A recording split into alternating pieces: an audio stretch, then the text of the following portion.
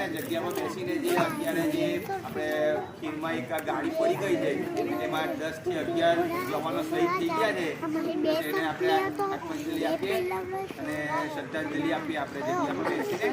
અને એમાં શું છે કે એમાં એ જે આપણે જવાનો શહીદ થયા છે તો તેમાં કોઈ 1 વર્ષના છોકરાના પપ્પા ફાધર હતા અને કોઈને કોઈ 1 વર્ષ છોકરાના પપ્પા એક્સપાયર થઈ ગયા છે, તો કોઈના 1 મહિના પછી કે કોઈના 1 વર્ષ પછી લગ્ન થવાના હતા. એટલે એ લોકોએ જે આપણા પ્રત્યે અને આપણા દેશની રક્ષા પ્રત્યે જે સહાનુભૂતિ આપી છે તો તેવી સહાનુભૂતિ આજે આપણી તો કોઈની તાકાત નથી, પણ એ બલિદાન આપણે કોઈ દિવસ ભૂલવું જોઈએ નહીં. બરાબર? એટલે ગમે ત્યારે પણ કોઈ પણ જગ્યાએ સૈનિકની ગાડી જતી હોય કે સૈનિકો જતા હોય તો આપણે ત્યાં 2 મિનિટ ઉભા રહીને એમને સેલ્યુટ કરીને એમને એમની આપણે કયું છે તે બતાવવાનું આપણી ફરજમાં આવે છે. બરાબર? અને બીજું કે આપણે જે આ દીપેશભાઈએ કીધું તે પ્રમાણે કે જાણકારી બધી આપણા છોકરાઓથી માંડીને બધાને નથી, તો તે બાબતની જાણકારી પણ આપવાની. અત્યારે બીજા દેશો જે નાના દેશો છે, એકદમ નાના એટલે એકદમ કદમાં આપણી કરતાં ગુજરાત આપણા રાજ્ય કરતાં પણ નાના દેશો છે, એ પણ આજે કેટલા પ્રગતિના પંથે છે. પણ એની પાછળનું મૂળભૂત કારણ છે કે એટલું ભણતર ને એમની જે દેશ પ્રત્યેની લાગણી એની મહત્વતાને લીધે આજે એ લોકો એ દેશ આપણી કરતાં વધારે પ્રમાણમાં આઝાદ છે ને આગળ છે.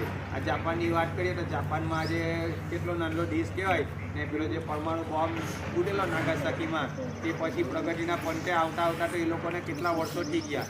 પણ હવે આજે આપણી કરતાં કેમ આગળ છે કે તાનું સ્ટ્રક્ચર ને તાનું ભણતર અને તાની ગવર્મેન્ટ એમાં બધો સહયોગ આપે છે, એટલા માટે આજે એ દેશ આટલો આગળ છે. બરાબર ને? આપણે હવે બીજું કે આ છોકરાઓ છે, ઈશ્વરદાદાએ કીધું કે જો આપણું સ્વાસ્થ્ય નિરોગી હશે તો આપણે કોઈ પણ કાર્ય સરળતાથી કરી શકશું. ધારો કે આર્મીમાં જવું છે તો આર્મીમાં પણ આપણે સ્વસ્થ અને ફિઝિકલ રીતે મજબૂત હશું તો એ પણ આપણે જોઈનિંગ કરી શકશું. તો આમાંથી ભવિષ્ય માટે કોઈ પણ કંઈ પણ કરી શકે એવી આપણે સાહેબ એવી ટેકનિક આપવાની ને એવી એ લોકોને સ્વાસ્થ્ય માટેનું કંઈ કાર્ય કરાવવાનું. છોકરાનું આજે આપણે